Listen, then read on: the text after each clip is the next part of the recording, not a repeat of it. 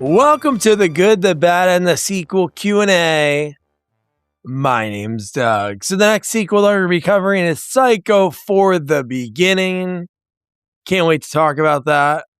And for it, I chatted with the director himself, legendary horror master Mick Garris. Wow. Mick is a total rock star. Not only for his entire career and who he is, but he was a rock and roll singer before all of the movie making and writing, all that amazing stuff began. So we talked about that, his journey from writing at the San Diego Door, the same time as Cameron Crowe, to transitioning into working all these making of films, whether it be for The Howling, Videodrome, The Goonies, which transitions to Amazing Stories, a great story about working with Steven Spielberg, and then just so many amazing stories from Amazing Stories.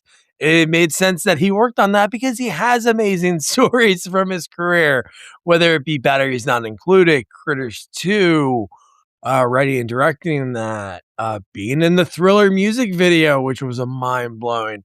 How about he worked at Star Wars early on in the late 70s and even operated R2-D2 on the Oscars red carpet. Just so many amazing things. Talked about a lot of his writing, directing credits. But one that was really cool was talking about, his amazing podcast. It was super popular. He ended it a few years back. Postmortem with Mick Garris. If you haven't listened to that, so many amazing interviews. Mick is just a master of horror because that's who he is, and just has some amazing folks that I haven't heard other folks interview before. So it was really neat. I particularly like the Tom Holland. Great one with Tommy Lee Wallace. Jamie Lee Curtis one blew me away. Then we talked about like his involvement with Hocus Pocus, which was a wild story where that came from. If you don't know the story, you're going to hear it in a few minutes. And without further ado, before I start the interview, if you're new here, welcome. Mick's amazing, so I can understand that if you're back. Wow, you know it. Mick Garris, pretty big deal, pretty awesome. I'm super stoked. So now, without further ado, I said it a little early this time. The master of horror, writer, director, just what he does for the genre, and everyone I've ever talked to that worked with him absolutely loves him. Mick Garris. Here we go.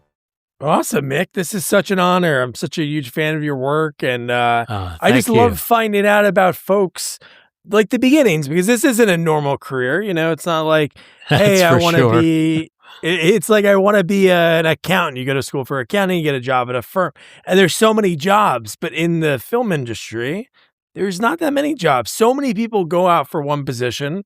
So your beginnings, one thing I usually don't know a lot about folks before they get to that first credit, but just from reading a little bit about you, you were in music.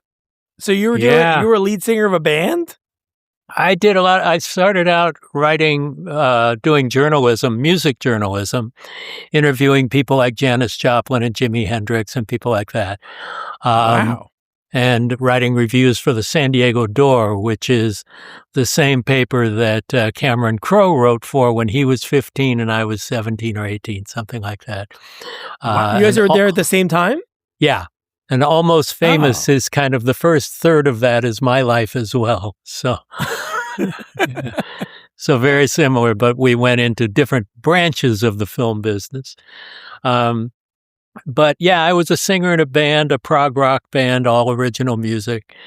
And then I managed to make a move. I started to make a living doing publicity for movies, specializing in genre films. And then all the time I was writing screenplays that nobody bought until a certain fellow named Steven Spielberg bought one after I'd been doing documentaries on the making of Gremlins and The Goonies and Videodrome and The Thing and stuff like that. So yeah. How did that all come to be? What was that like early on? Like you were doing the music. Was music your first love, or even as a kid you were into film and Oh, I loved movies, writing? movies and television and writing. I started writing stories, and they were scary stories when I was 12 years old. So I Yeah. seriously started writing at the age of 12, and then it just kind of morphed into journalism. I had a real passion for music, particularly off the beaten track music. Um, but, everybody around my age started with the Beatles. That's where it all started for everyone. But Yeah. I had always had this interest in outre film and television, was brought up on Twilight Zone and Outer Limits and Richard Matheson and Ray Bradbury and reading all those things. And so I first started short stories and then started writing screenplays in my 20s, and then was doing making of documentaries. And I was shooting the making of The Goonies up in Astoria, Oregon. The first day of shooting, Nice. we're setting up the lights to interview Steven Spielberg. And interviewing was something I'd always had a passion for, which I carried through the podcast Yeah. until 2 years ago. And so I'm interviewing Steven Spielberg, and he says, "So you must do a lot of these." I said, "Well, I'm trying not to," and said something you should never say to Steven Spielberg. "I'm trying to make a go of it as a screenwriter." But the timing happened to be such, and that we got along, hit it off well enough, that he said, "Oh, really? We're looking for writers for this new series I'm doing called Amazing Stories." So my people contacted his people. They read one of my spec scripts, and they loved it. And the last line of the coverage was "hire this man." So Stephen hired me, and I went literally from food stamps to moving into my own office at Amblin on the Universal lot. Oh my gosh. How'd you get Yeah. connected doing the behind the scenes stuff? How did you go from the San Diego paper to doing that in LA? Well, my first job was working on the original Star Wars. I was a receptionist for Star Wars in 1977, 78. Wow. And so they had me doing other things like writing press releases and various grunt work and the like. And I operated R2-D2 at personal appearances like the Oscars that year, the one and only time I've ever been to the Oscars or ever will. That's cool. And so I started to learn about doing publicity. And I knew a lot about the science fiction and horror magazines and the like because I was a genuine fan. Yeah. And so I knew more about them than the publicists did. So I was hired to do specialized publicity for the genre films. And I started off at Avco Embassy. And there was The Howling and The Fog and Escape from New York and Videodrome. And, well, no, that was Universal. So the head of Avco Embassy was a guy named Bob Ramey. And he moved over to Universal as the head of Universal, and he brought me along because they had The Thing, and they had Videodrome, and they had An American Werewolf in London. They had all these genre films once again. So they thought I could be of value there. And that's where I would hire myself to do the making ofs because I was a lot cheaper. I cost 10% what the real guys cost. So for $9,000, including all travel and hiring crew and everything, you'd get me to make a making of documentary rather than $90,000 to pay a real crew to do it. So I learned how to put stories together by putting pieces of film together doing documentary work. And my work as a writer from the time I was 12 morphed into screenwriting and eventually paid off.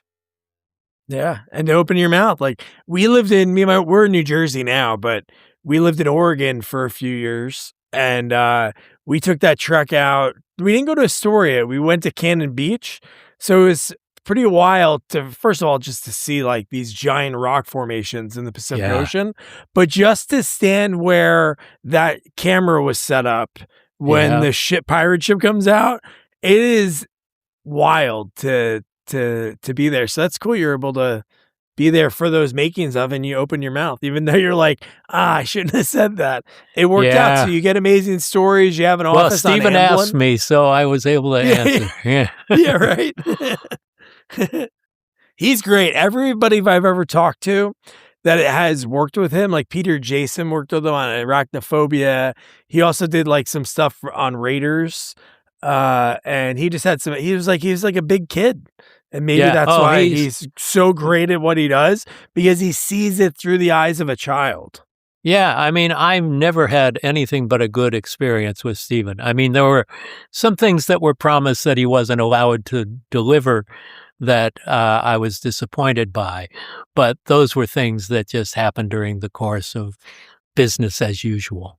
Yeah. So, but I mean, he gave me an opportunity that is still continuing to this day. So I got no complaints, nothing but joy from Steven Spielberg. Yeah. And it's cool because it's not like you wrote a one episode. You wrote a good handful, and you actually directed one. So what came first, you writing one or the directing writing part came of it? first. He asked me to come in and meet with him, and he had 22 story ideas that he had come up with himself. And they ranged from a couple of sentences to a couple of pages each. And he gave me an assignment of the first one to do. I didn't know at the time that I was the first person asked to write one of the scripts. So I took his story. I wrote the script in 3 days. I delivered it. He really liked it. He asked me to do another one. And a day and a half into doing the second one, offered me the story editor job, a full-time job with my office at Amblin on the Universal lot. And so, it's timing, it's being able to deliver what people want. And, talent is third on the list, timing, giving people what they want, and talent are things that help you cross the line. And if you can keep it up, then it's just like a distance race, Yeah. Do you have a specific writing process that you follow? Is it different if it's like you got to get this done in X amount of days, or how do you usually sit down and do it? I'm a very facile writer. It comes easily to me. I enjoy the process. So basically, I don't need that, let me sit and agonize over it for a week or two. Yeah. I sit down, I start on page 1. I rarely have an outline unless it's on assignment. Then you have to deliver steps one at a time. But if I'm writing on spec, I start on page 1 and I finish on page 110 or whatever it is.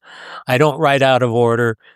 I'll write in the morning. I'll get up, have my breakfast, read the news, come into my office where I am right now, which is next door to my house, and try to go until lunchtime, 6 or 7 pages, another 3 or 4 after. So it's a downhill slide after lunch.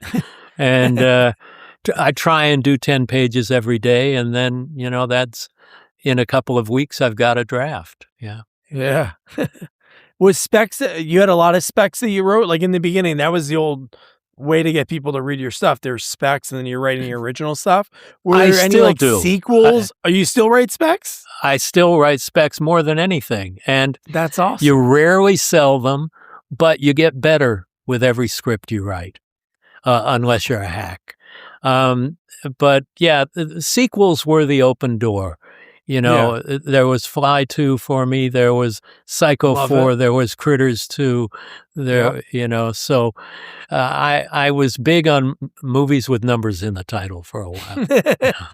Well, we love sequels, and I've always loved them because I think it's always so fascinating when you think of some of the movies. The second one is close to the first one. Some it's completely different, and just how far they go off the rails. But I know you just mentioned, I know there's other credits. We're not going to talk about all of them, but so Critters 2, the main course. How is that? Is that a spec, or does somebody go to you and say, no, they came to me. Yeah. Really? Yeah. Well, the first Critters is very Spielbergian, and I think what they wanted was some of that magic to rub off. They figure if we hire somebody who works for Spielberg that Spielberg likes, maybe that can help us. So that was the first time I was offered a greenlit feature as a director, as well as rewriting the script. They told me, you can rewrite it however you want. We want you to direct it, in the hopes that some of that Spielberg glitter will rub off. And it might have creatively, but the movie was a total flop. Until home video, and then it became successful enough to warrant another 3 and 4 to be made. But I have a very soft spot in my heart for Critters 2. It's a movie that I love a lot, and it's very weird because a lot of the early stuff that was not successful, like Critters 2, now has this big cult following more than any of the other Critters movies. And like writing Hocus Pocus, that was not a success when it came out, but now it's the biggest Halloween movie ever, I know. You can't avoid it, and it's bigger every year. So. Yeah, which I definitely have questions about that. So I talked with Leanne Curtis. And she had some amazing things to say about you, like loved working with you. And she knows every word to Hungry Heifer. Which my wife wrote. Yeah. Really? That's amazing. I came up with one line. We won't give, at the Hungry Heifer, we won't give you a bum steer. But the rest of it's my wife. Yeah. I think that movie has the staying power because it's like this little community you get dropped into.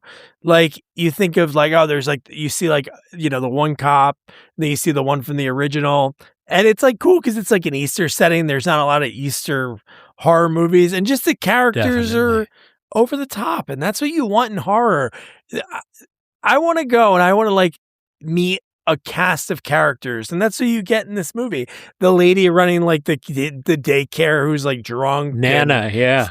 Yes, there's so many fun characters in that. Well, there's a sweetness to it and a character orientation that you rarely get in a horror movie. It's what I like to refer to as Norman Rockwell goes to hell. So. Dude, when you're writing, do you have any personal touches that you put in stuff, or little Easter eggs? You do, yeah. Is it like homages to maybe like a hometown or a relative, or what kind of things do you like to like sneak in there? My grandmother, I called her Nana, so that was the character. That's amazing. for her. And yeah, town settings, family jokes, relationships, names of family members or friends, or you want to make it as personal as you can, because then it becomes a more well-realized story than just something superficial that you make up 100%. The more you can ground it in an existence that truly lives. Yeah, and you'll connect with it more. You have like a part of it. Yeah, that's true.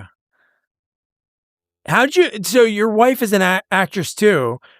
She has acted. She wasn't a full-time actress, but she didn't do it before we met. But afterwards, it was a great way to be able to work together. When we met, she was a singer, songwriter, bass player in a new wavy band, all original new wavy band.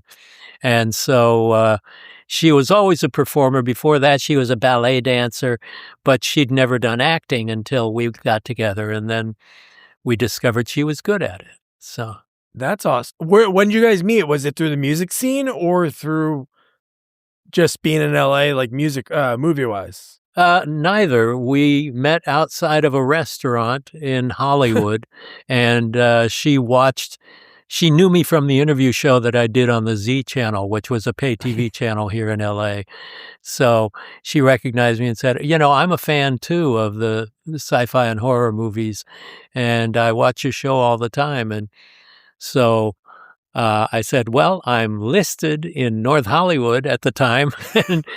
And she called me and invited me to come see her band play. Wow, and at the time, awesome. She was with a boyfriend who was the lead guitarist in the band. That ended pretty quickly afterwards. Yeah, right. So one thing I saw on both your IMDb's, you guys are in the Thriller music video? Yeah, we're both close-up zombies in Thriller. That's cool. So I interviewed Tim Lawrence, who was in the video. Yeah. And yeah, that's awesome. I didn't notice that when I was looking. Because when I talked to him, he's the Tor zombie. Yes. Yeah. Yes, because he did the makeup test and they liked it so much. And then he's like on the cover of the video. Yeah, so is my wife. VHS yeah. tape. Really? That's amazing. That's one of those things that is like, it's got to be the greatest music video of all time. Absolutely. That was like a thing when we were kids. And even my neighborhood where I live in Jersey, it's like an old Victorian neighborhood. So they shut down the streets for Halloween, and it's like really cool. Nice. But I'll always play like Nightmare Before Christmas, Hocus Pocus, and then in between we'll throw on the Thriller video. And that was like so cool. Like it's your Mick Garris night. Yeah, it's the best. So good. That's awesome. I have to look out for you the next time I check it out. But, I'm the last zombie to come out from under the ground. So okay. Yeah. Nice. So Critters 2 happens, it comes out. How does Fly 2? Is that script already something you've written, or are you getting approached again? Well, I actually was writing Fly 2 when they had a regime change at 20th Century Fox. And Scott Rudin was our executive on the movie when it was being written. And Leonard Goldberg came in to run the studio, and he wanted to turn Fly 2 into a teenage monster movie. And I had come up with something I really liked a lot and was proud of. So they were going through their battles at Fox, and Bob Shea offered me to rewrite and direct Critters 2. So I said, see ya, guys, and was able to have an easy out as far as getting out from in between the warring factions that were going on at 20th Century Fox. And it worked out well, except for the fact that I wrote and directed a bomb as my first movie. But people liked it. They thought it was well done, considering it was a little $4 million movie as opposed to The Fly, which was a lot more expensive. But, it's a movie that continues to get love that it didn't get in its original inception. Yeah, it's fun. I like it. I talked to Gary Chalk, who played Scorby, and that was like his first big job in Hollywood. And he still was like so thankful for that. And he actually has, he went into like a costume shop one day. I think it was like in the late 90s or 2000s. And somebody had like a cast of his head or something. Wow. He was like, oh, I know who that is. And it was like a piece of him. Me. But, cool. Yeah, that's me. But just it is still such a good movie. That's a movie that I had a VHS tape, watched it a ton as a kid.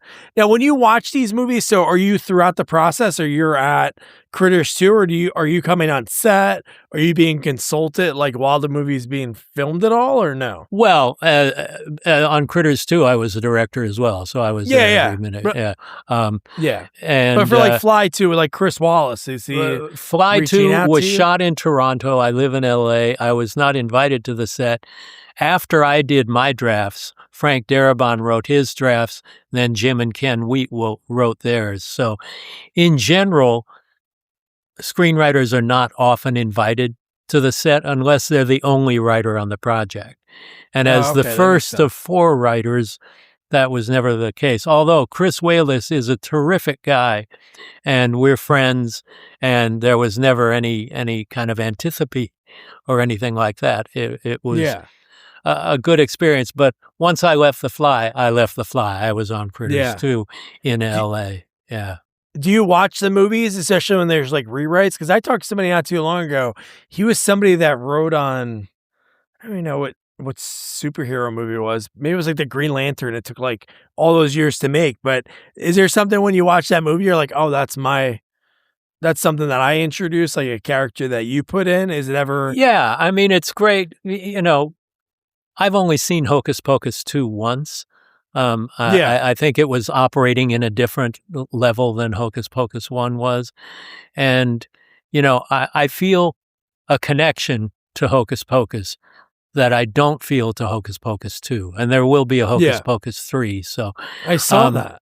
Yeah, but something that I was on from the conception, or if there's no sequel, or even if there is a sequel, if there's some distance from it,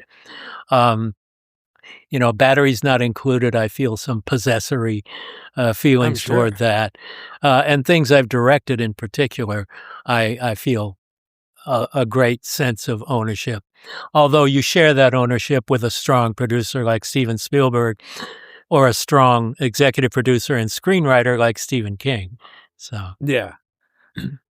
No, Batteries Not Included is one that I watched a ton as a kid. I felt like that was on the local, like, Channel 11 out here, of New York. Like, all the time, I felt like that was always on. Such a good movie. Again, it's just something that there's so many characters in it, and that's what I love about movies. Like, there's obviously you watch like One Battle After Another, or a movie like that, and you're like, wow, this acting is this is insane.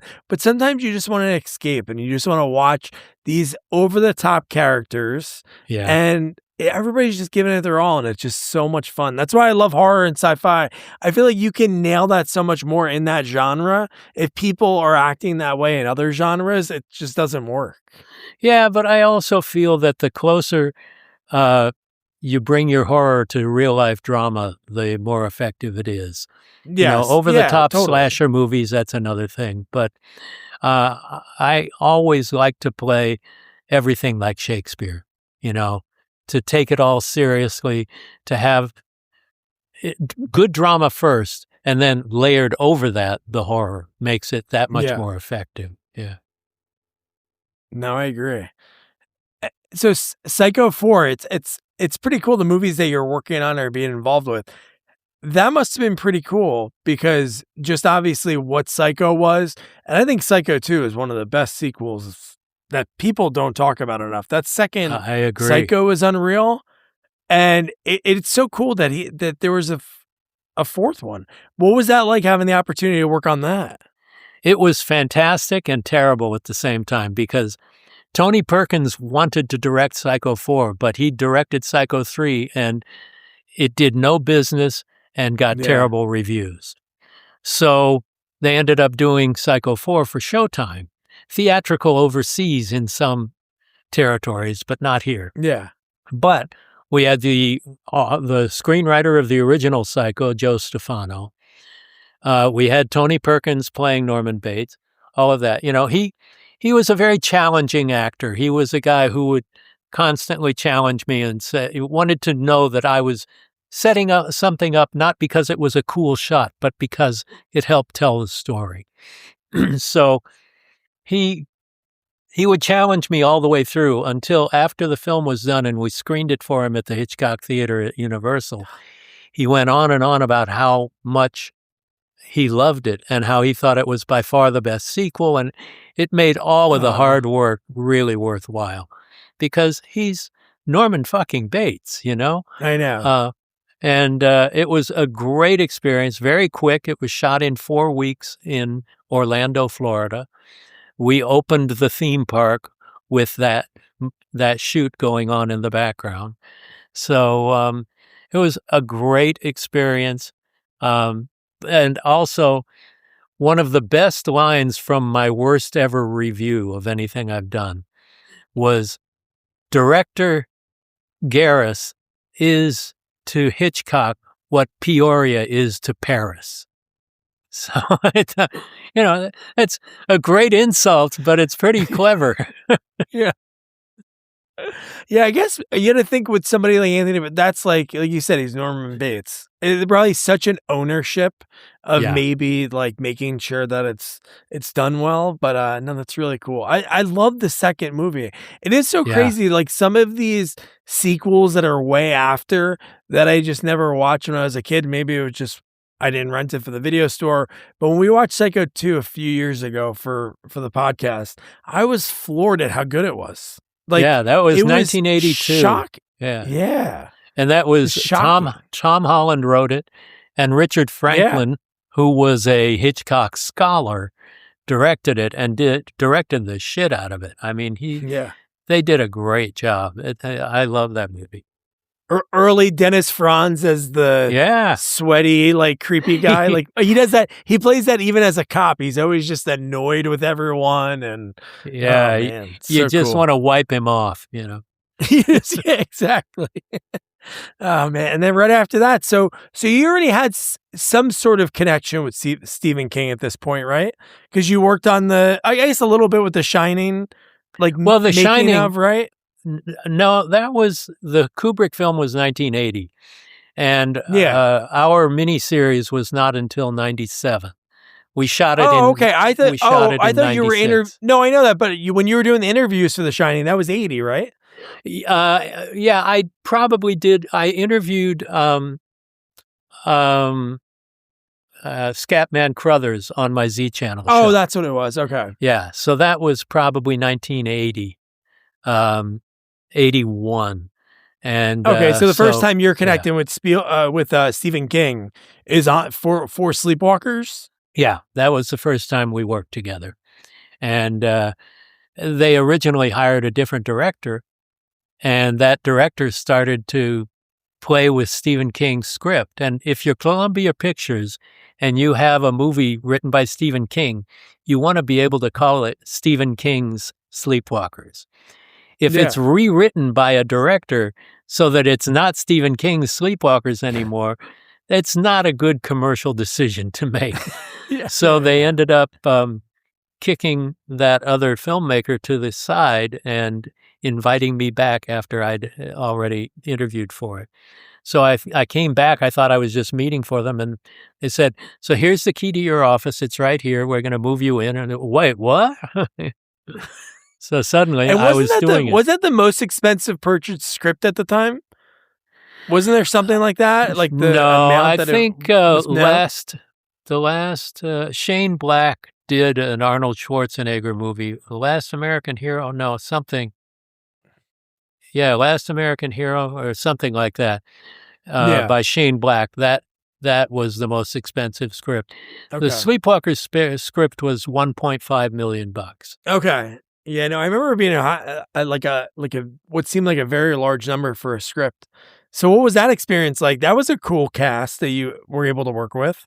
It was a great. Twin Peaks was already on at this point. Yeah, that's where I discovered Mädchen, where I first saw her work. Mädchen, the best, amazing. And then Alice Krige, I had seen in Ghost Story, and I just was blown away by her in Ghost Story and wanted her to play Mary. And that was a great experience because it was the first time working with King, although we never met until he came to L.A. for 2 hours. He was on the set to do his cameo with Toby Hooper and Clive Barker, and then off on his private jet back home. And it's like, whoa. So that was I wonder the first why. time Do you think he just was? Did he just not want to be? Did he not ever visit sets? He didn't visit sets rarely, but I had written in this part for him, and he was excited to do it, especially knowing that Toby was there and Clive was there. And he had never met either of them in person before. And so it was a little 2-hour party, and it worked out great. But King is so recognizable. He's 6'5", first of all. So he stands out in a crowd. He can't just be somewhere and let people let him alone. Because when we were shooting The Stand, he came to visit the set on a day we had 600 extras on the street of downtown Las Vegas.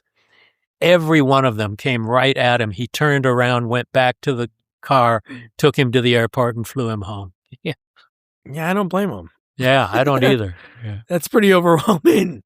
Have all these people coming after you. Yeah, it can be pretty scary. I mean, it literally like being Night of the Living Dead times 100. Right. And Mark Hamill's in that movie. He is. Did you know him from 77, like when you were working at Star Wars at all? Yeah, that's where we met. And so I knew he was a horror fan. And just recently there was an article that he'd completely forgotten about being in Sleepwalkers. And so it was funny to see that. But Yeah, I had asked him if he would consider doing a cameo, and it was his idea to put on the mustache and to not take credit, to do a cameo, but without acknowledging it. So it was a secret. And people go, "Wait, is that Mark Hamill? That's Mark Hamill." Yeah. So it was a lot of fun. A lot of cameos in there: John Landis and King and Hooper and Barker and Joe Dante. Yeah. That's cool. No, I think Mark Hamill, it is such a shame because of how big like Star Wars and being Luke Skywalker. He's like a phenomenal actor. And I don't know if he just wasn't getting opportunities in after the Star Wars fame. I think he had bad management. So good. Yeah, he's really good. Yeah. I mean, you've seen The Long Walk, I'm sure. He's fantastic in that. And it's his return to Stephen King territory. Yeah. Tomorrow, I love him. Whatever our souls are made of, his and mine are the same. experience the greatest love story of all time. Why did you leave me? Why did you betray your own heart? A film by Emerald Fennell, Heathcliff. Kathy, Margot Robbie, Jacob Elordi. kiss me and let us both be damned. Wuthering Heights. Original songs by Charlie XCX. Only in theaters tomorrow. Experience it in IMAX. Rated R. Under 17. Not admitted without parent. This episode is brought to you by Indeed. Stop waiting around for the perfect candidate. Instead, use Indeed sponsored jobs to find the right people with the right skills fast. It's a simple way to make sure your listing is the first candidates see. According to Indeed data, sponsored jobs have 4 times more applicants than non-sponsored jobs. So go build your dream team today with Indeed. Get a $75 sponsored job credit at Indeed.com/podcast. Terms and conditions apply. Yeah. No, I just remember seeing him in like a very weird, like adult-ish kind of movie. I remember he used to play on like cable and like some woman like possessed him. I don't know if she was that was Satan. Black Magic Woman. Yeah. Yes, just a weird movie. You're like, Luke Skywalker, but no, he's amazing. A phenomenal voice actor. Yeah. Too. Very famous for doing. And you did some the voice Joker. acting, right? That's how I got my SAG card, was doing some voices on the Pink Panther cartoon show. How does that happen? Just you Well, knew somebody that worked on it? Or you're like, yeah. I can. I can had do worked that. with Matt Yeah. Frewer on The Stand, who played Trash Can Man. They hired him as the voice of the Pink Panther, and he knew, because we were on the set, our makeup effects artist, Billy Corso, and Matt and I all do voices. So Matt knew I did voices, and he asked me to come down because he knew I had never seen an animation acting session. And so he invited me to come in. And afterwards, I didn't know it, but he'd set up a meeting with the producers for me to audition me. And they would throw things at me like, do a Mexican horse, do a dog who can't get out of his doghouse. Yeah. And I would just rattle them off and do things. And they called me the next day and asked me to come in and do some voices. So I did a singing Mexican frog. I did a handful of voices for two episodes of the Pink Panther. Wow. Yeah. So you're able to, that's cool. You go in just to be able to, hey, let me check out how this whole thing works. And then you leave with your SAG card. With a gig. Yeah. Yeah, right? Exactly. So as like being a big horror and sci-fi fan, it must have been cool. Obviously, Steven Spielberg, Steven Spielberg, Stephen King, and then directing an episode of Tales from the Crypt. That was like must see. Tales from the Crypt was so good. And mine was a very weird episode because it was comedic. And so I hired 2 comedians to play the leads, Richard Lewis and Rita Rudner. And I wanted to set it at the Tales from the Crypt offices. So it took place in the 50s. So it was a period movie. It had 2 comedians playing dramatic parts.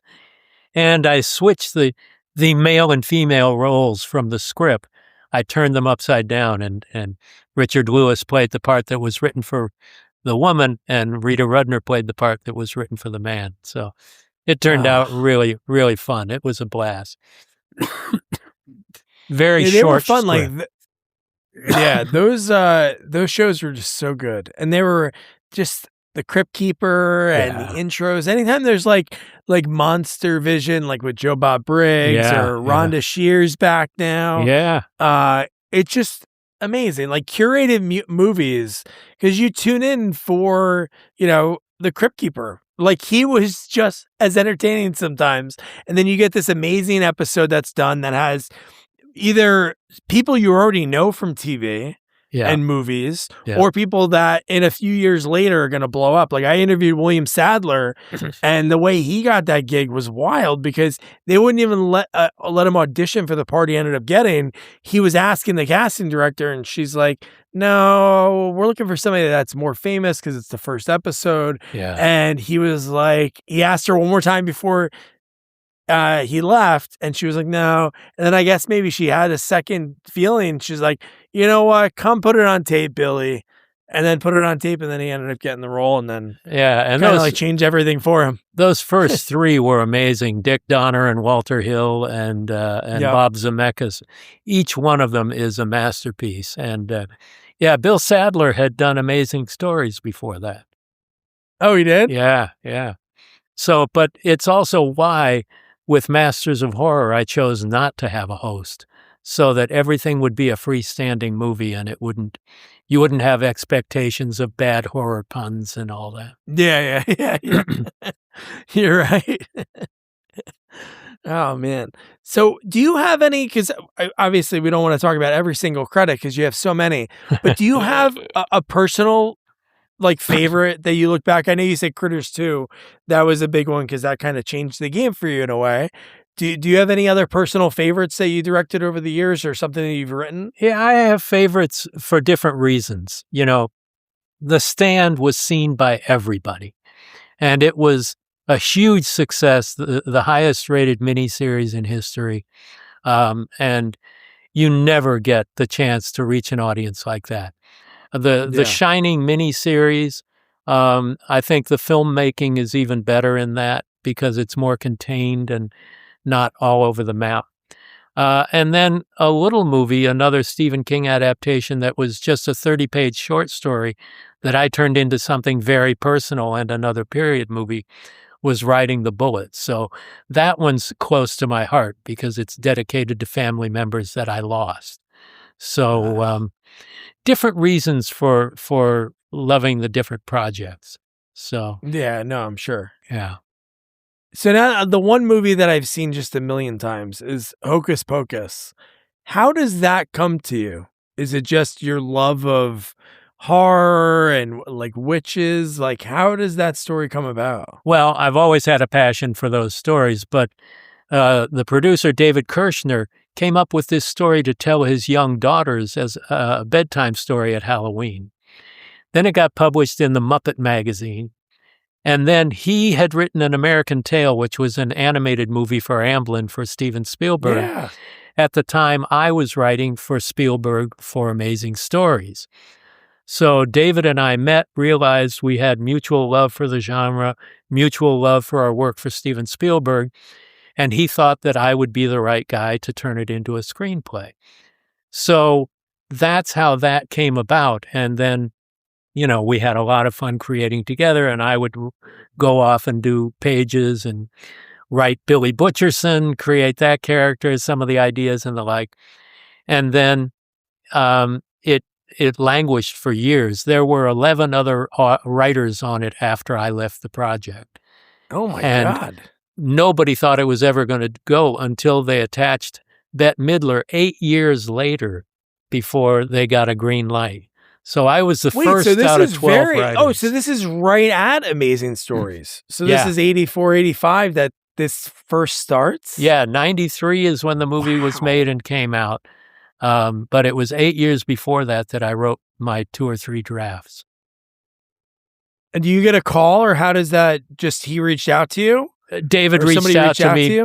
David Yeah. Kirshner did, because we were both working at Amblin at the time, and it was an easy meet. And we had this meeting, and it just couldn't have gone better. And David is one of the nicest guys on the planet and a real sweetheart. And we hit it off and became really great friends, which we are to this day. When did you know that the film? Because you said this wasn't like in the movies. It didn't do well. It Hocus did not. Pocus? It did not do well. It maybe broke even, if that. Probably not. Yeah. And especially knowing the bookkeeping at Disney, I guarantee they don't think it broke even. But Yeah, right. but it was when it started showing up on ABC afterwards, and then ABC Family, which became Freeform. Yep. And then every Halloween, they would run it on Halloween. Then they'd run it all month long.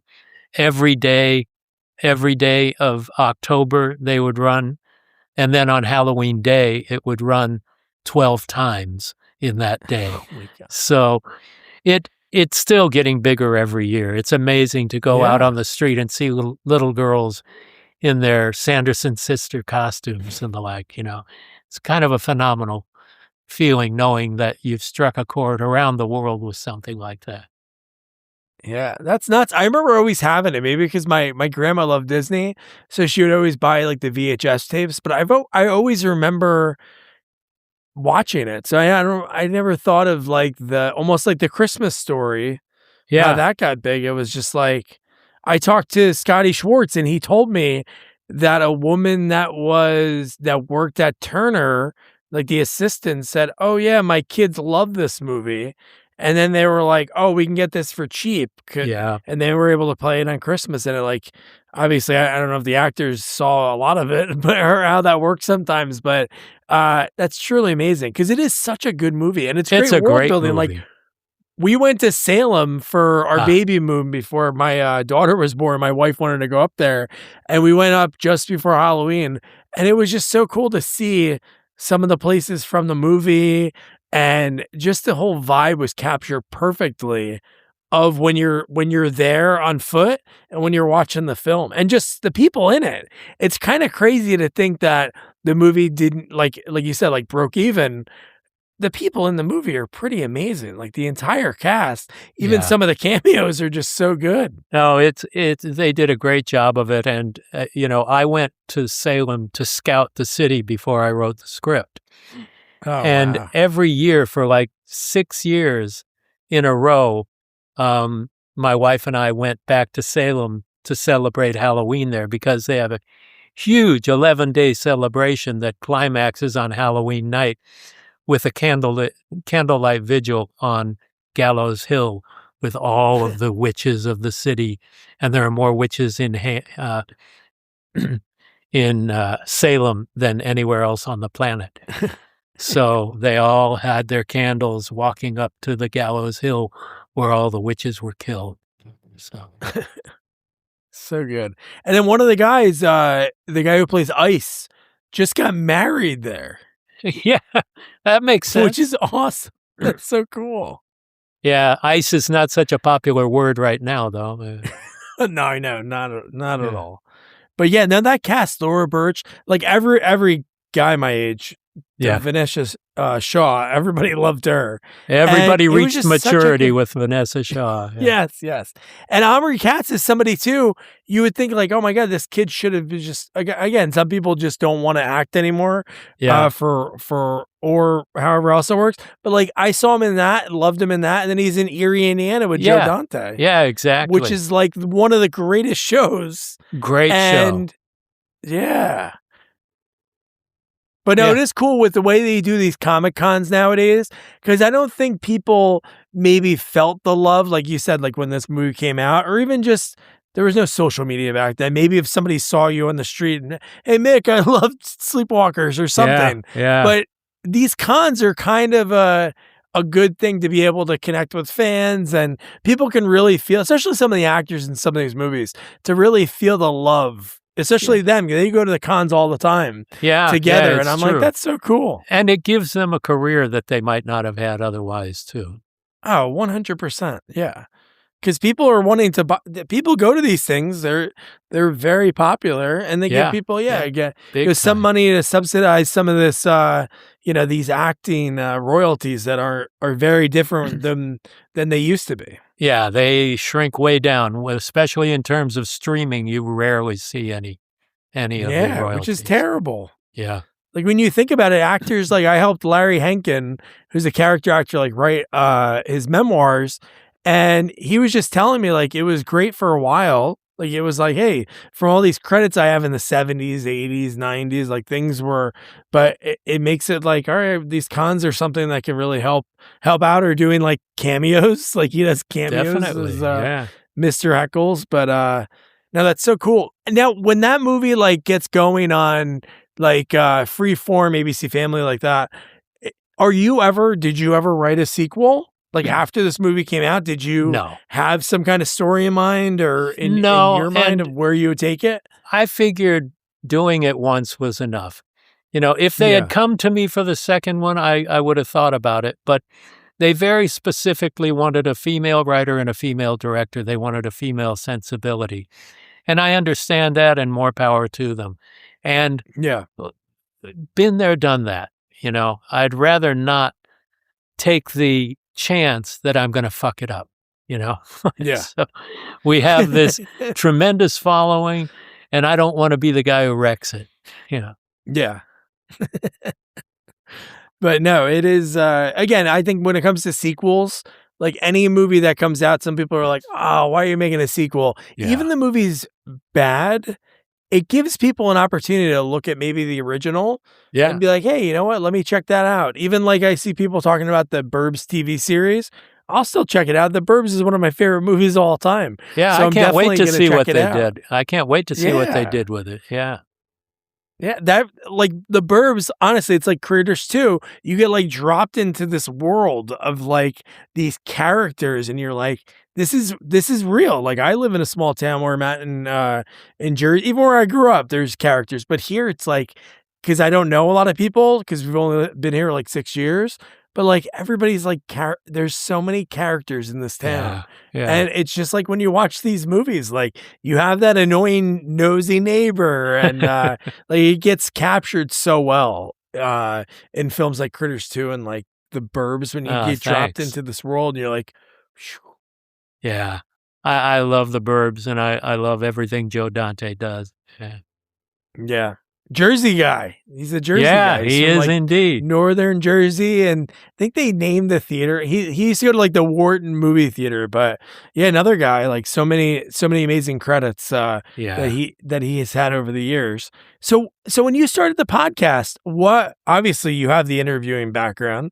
You did it for years. Yeah. Is that something that you jumped into thinking like, hey, you know, this medium is something that people are using, and hey, I'd love to talk to some of the people that I've admired over the years. Is that, or did somebody approach you to be like, hey, do you want to do a podcast? Well, it was a combination of the two things. Producer Joe had been at a party and met somebody who worked at Podcast One, and they are the biggest producers of podcasts in the world. And so they wanted to meet with me. So I met with Norm Pattis, who was the head of Podcast One. And he was pitching his company to me, like, you know, we have the most successful podcasters in the world. You know, Adam Carolla gets $7.5 million a year for his podcast. And so I said, that sounds like fun. Yeah, I'll do it. I got a lot of friends that it would be fun to just have a conversation and the like. So the 1 year I was with Podcast One, I earned $500 from them. So we went from Podcast One to Fangoria, and then they had a flame out. And then we went to Dread Central. So, no, we also went to Blumhouse, which was a less than wonderful experience. We ended up at Dread Central, which was great. And then after 7 years, the last couple of years, I kept saying to Joe Russo, producer Joe, you know, I think we've kind of done it. I don't know how much longer we're going to get people that we're not repeating ourselves. And finally, when we did end it, it was like I had no idea it was going to end so hugely. You know, we had a crowd of 500 people at the American Cinematheque on Hollywood Boulevard, 25 filmmakers in the audience, 6 filmmakers on a dais up in a row, videos, tributes from John Carpenter and Stephen King and all that. And it was like, boy, I never expected this. So, because you have such passion, like you love this, and obviously you're somebody that has done the job, and did it. So you're talking to people and you can get on that level with them. Yeah, that's when the you're interviewing difference. them. Yeah. Being a peer, being a filmmaker interviewing filmmakers as opposed to being a fan or a journalist, or those are valid as well, but it's just a Yeah. different perspective. Yeah, and it's a different conversation. Like, I get Yeah. it. Like, me talking to you or anyone, it's going to be totally different if you're talking, like just to mention, like Joe Dante. Because Right. you guys can really talk shop and talk, like, inside baseball kind of things. It's Yeah, like when exactly. you see two baseball players talk about, like, throwing it, like, in a bat, and you're hearing these things, and you're like, wow, these are things that are way over my... But it's so fascinating to hear. Was there a favorite that you did? Obviously, you did, like, 250 plus of them. Yeah. But do you have one that maybe somebody you didn't know well? Well, there and are you a were able bunch that stick out. Once we were ending it, we were able to get people who kind of ignored us for a while. But once it was like, we're finishing it this year, and I'd love to have you on. Quentin Tarantino was one of the most amazing guests we had. Wow. James Wan, who almost never has done a podcast. He was incredible. The Stephen King podcast, it was his first podcast he ever did. Wow. And there's a director named Peter Medak who directed The Changeling and a bunch of other really good movies. Hungarian filmmaker. He did a film called The Ruling Class with Peter O'Toole back in the 60s. Okay. Fantastic storyteller. I mean, stories I'd never heard before, and it was an hour of just Peter talking. And that's one I'd recommend to any real dyed-in-the-wool movie fan. Yeah? Because it's not like any of the others. That's awesome. But I learned what do you think about something from Tarantino? everyone. Tarantino was fantastic. One thing about our show, for whatever reason, I heard people talk about things I've never heard them talk about before. And I would like to think it's because they're comfortable. They're talking to somebody who understands the work that they do because we do it ourselves. And they know they're safe. They know nobody's going to take pot shots at them. They know it's going to be a supportive environment. And they tend to open up and forget it's an interview and act more like it's a conversation. So every one of them, I learned something. Truly, it sounds like bullshit, but I learned something from every interview I did on there. Yeah. No, that's awesome. No, Quentin Tarantino is fascinating. I talked to Howard Berger, who Howard's talked great. about how, like, his early, like, knowing Quentin as, like, this guy used to hang out with us. Like, and do things around, and then it just worked out that From Dusk Till they were Dawn like, and all that. Yeah. yes, they're like, hey, can you help us with this? Oh yeah, sure. And then, hey, if you ever do a movie, if you ever get to do a movie, we'll do the special effects for free. I think. And That's what Howard told them. And K&B will do movies of any size, from the giant Oscar movies to the smallest independent movies. They should do a documentary on them. They should. I talked to a few people that their first job was with them, and they were very welcoming. They're great people. Just people that were interested in doing it. Yeah. Hey, you want to sleep on the couch? Okay, we'll help you out. Come on. They're great people. Greg and Howard are really good friends, and they did all of the Masters of Horror episodes, and just really good friends, good people, and great artists. Yeah. Totally. So, one question I always love to ask folks, two. First is, early on, obviously you were doing music and then the filmmaking, but did you have any other careers or any interests that if this didn't work out, that you'd be doing that? If it didn't work out, I would just be homeless. I don't know. But the first thing I wanted to be was a cartoonist. My father was a very talented artist and went to art school and everything. I inherited some of his talent, but none of his schooling. But I thought that I would make a living doing cartooning, whether it was animated cartoons or comic books or whatever. I can't do it anymore, but as a kid, I was good at it.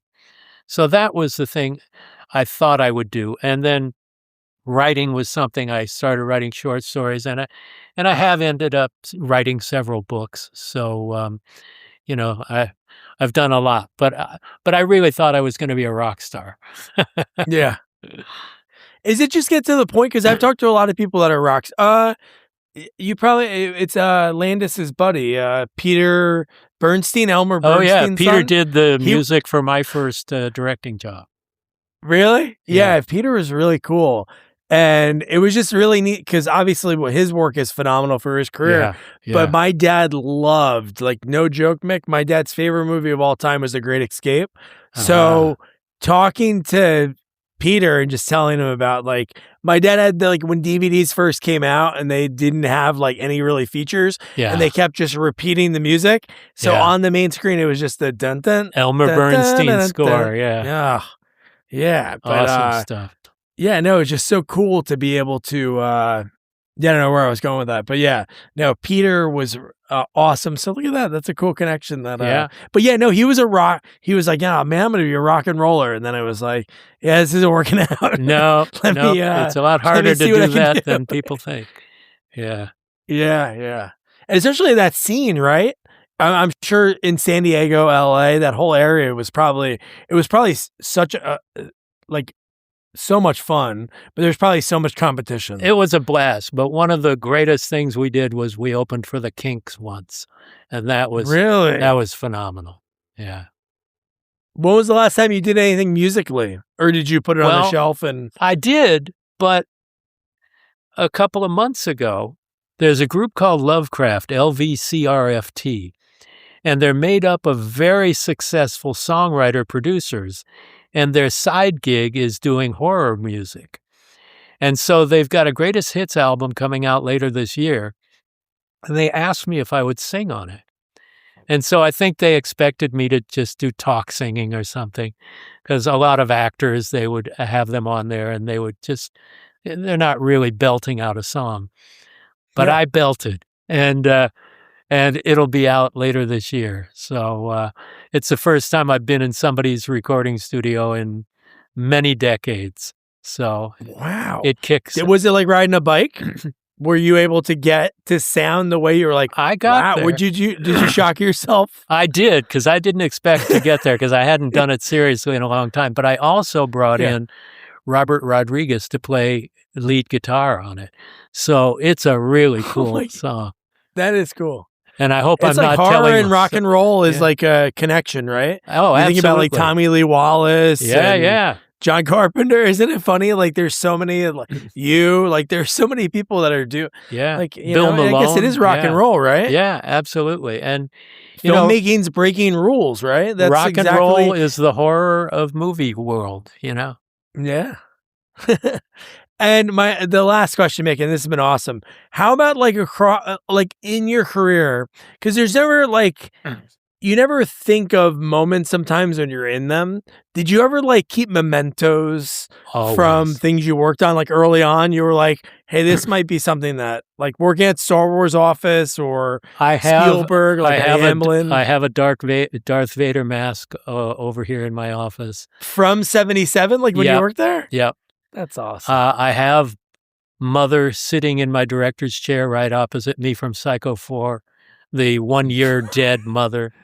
I have a critter over here. I have one of the Jim Rumpf mugs of Darth Vader from when I was working at Star Wars.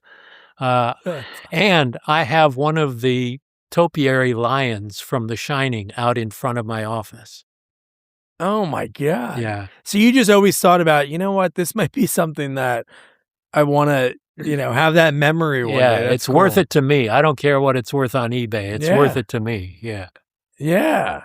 No, that's awesome. Yeah. There's some people I ask that question, I got a stack of scripts in my closet and, I don't know what I'm going to do with them. And it's you find the things that mean something to you. Yeah. And you have these little parts of your life that you could go back. I know you do some acting in some of the films. Well, you've let's acted put too. Quotes around acting. Quotes around the acting. But I think it's always so cool because at some point, when an actor can go back and watch something, it's like, oh, you know what? That's what dad looked like or mom looked like when she was 25. Obviously, there's photos and film, I'm sure, somewhere around, but it is pretty neat to have that little little A little few memory. seconds of you on there. Yeah. It's pretty cool because nobody would ever accuse me of being an actor. But once in a while, I would put myself in one of my shows. Whenever we're on location and we run out of good actors, I'll put myself in for a small part. We did that a lot on The Stand. Stephen King and I are in scenes together all the time to help ourselves through. Oh man, that's so cool. Mick, this was awesome. I'm so happy I connected with you. And one thing Thanks, that's pretty Doug. cool. So I know the other link didn't work, but the one that I sent you, we just did Bride of Frankenstein. Oh, awesome. Which made one of the best movies ever. Yeah. But the girl's name that's above, Antonia Carlotta, she's like the great niece of Carl Lemmy. Lemley, yeah.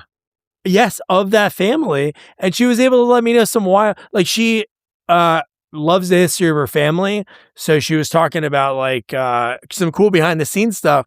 But I never knew that like Universal started in New Jersey. Yeah. And they moved to Hollywood all because of like Thomas Edison was suing them? Yeah, Thomas You Edison. knew that? Yeah. That's insane. Well, remember, I worked at Universal back in the 80s. That is true, yeah. So- Yeah, I guess that's true. But like living in Jersey, like there's an Edison, New Jersey, right? Yeah. Next town over where I grew up. Well, there's Thomas that's where movies began in the United States, was in New Jersey. And it's also in 1933 where the first drive-in theater was made. Yeah. Those are the best. Do you have one? There's a bunch out in California, right? Not anymore. No. Really? No, nothing closer than 60 miles away from me. Oh, okay. But that's not too, the one by me in PA is about 60 miles. There's like two of them, but one is like almost, you feel like you're going to like Woodstock because it has like a little snack stand. Yeah. What they do is they'll promote two movies and then they show two more afterwards because you can camp and you can bring your own food and everything. And it is just the coolest thing. Once the movie hits, I saw Friday the 13th there last summer. It was the first time I ever went. And it was the coolest thing ever. Nice. Nice. Love it. Yeah. All right, Mick. Cool. Well, thank great you so talking much. to you, Doug. Rock on, man. You too. Take care. All right. Thanks for sharing your stories with me. You bet. Take care. Mick has so many amazing stories from the way Hocus Pocus began and him working on it like way back, early on, like 85, 86. To what that became. Like he said, it was nothing when it came out, and then look what happened with it. But I truly love that he was in the Thriller music video. Mick friggin' Garris was in that. Very neat. And operating R2-D2. And just for him to speak up during that making of with Goonies, and it turns into, wow, here's this opportunity, and then he gets handed amazing stories, and he has an office on Amblin. Like he said, food stamps to an office at Amblin. Very cool. So, Mick, thank you. Now your homework. Psycho 4, we're finally finishing a franchise. I think it's the first ever.